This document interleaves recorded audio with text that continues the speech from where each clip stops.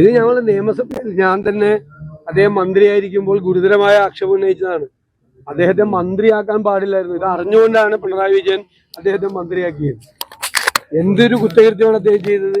ലഹരി മരുന്ന് അടിവസ്ത്രത്തിൽ ഒളിപ്പിച്ചു കൊണ്ടുവന്ന ഒരാളെ, ഒരു വിദേശിയായിട്ടുള്ള ആളെ രക്ഷിക്കുന്നതിന് വേണ്ടി തൊണ്ടി മുതൽ അവിടെ നിന്ന് വാങ്ങിച്ചെടുത്ത് ആ അടിവസ്ത്രം വെട്ടിച്ചുരുക്കി അയാൾക്ക് പാകമല്ലാത്ത രീതിയിലാക്കി കളവ് കൃത്രിമം കാണിച്ച ഒരാൾ ആണ് അദ്ദേഹം. ലഹരി മരുന്ന് കൊണ്ടുവന്ന ഒരാളെ രക്ഷിക്കാൻ വേണ്ടിയിട്ട് ശ്രമം നടത്തിയ ഒരാളാണ്. എന്നിട്ടാണ് ആ ആളെ ഇത് അറിഞ്ഞുകൊണ്ട് പിണറായി വിജയൻ മന്ത്രിസഭയിലാക്കിയത്. ഗുരുതരമായ തെറ്റാണ് എന്ന് നിയമസഭയിൽ ഞാൻ പ്രതിപക്ഷ നേതാവ് എന്നുള്ള നിലയിൽ തന്നെ അതിശക്തമായി അതിനെതിരായി നിലപാടെടുത്തതാണ്. അദ്ദേഹത്തെ 2.5 വർഷം മന്ത്രിയാക്കി കൊണ്ട് നടന്നു. ഇത് അറിഞ്ഞുകൊണ്ടാണ്.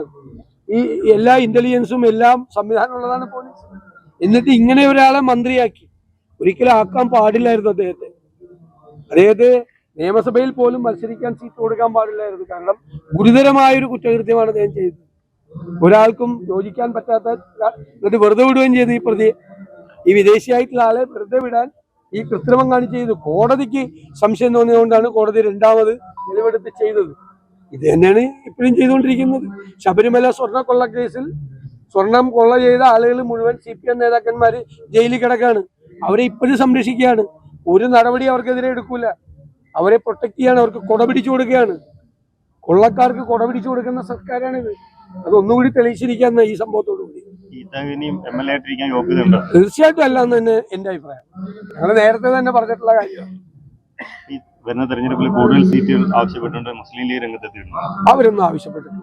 അവരുമായിട്ടുള്ള ചർച്ച തുടങ്ങിയിട്ടില്ലല്ലോ. പിന്നെ നിങ്ങൾ അവരോട് അത് എപ്പോഴും എല്ലാ പാർട്ടികൾക്കും കൂടുതൽ സീറ്റിന്റെ ആവശ്യം ഉണ്ടാവും. ഞങ്ങൾ അവരുമായിട്ട് ചർച്ചയില്ല. അതൊക്കെ നിങ്ങൾ നോക്കിക്കോ. ഞങ്ങൾ ചർച്ചയൊക്കെ വളരെ തുടങ്ങാൻ പോവാണ്. 1-ാം തീയതി കഴിഞ്ഞാൽ തുടങ്ങി. ഞങ്ങൾ അടുത്ത ദിവസം തുടങ്ങി ചർച്ചകളൊക്കെ ഭംഗിയായിട്ട് ഞങ്ങൾ തീർക്കും. അതിപ്പോൾ കോൺഗ്രസിന് ആഗ്രഹമുണ്ട് കൂടുതൽ സീറ്റിൽ മത്സരിക്കണമെന്ന്, 100 സീറ്റ് ആക്കണമെന്ന് ഞങ്ങൾക്ക് ആഗ്രഹമുണ്ട്. നടക്കും.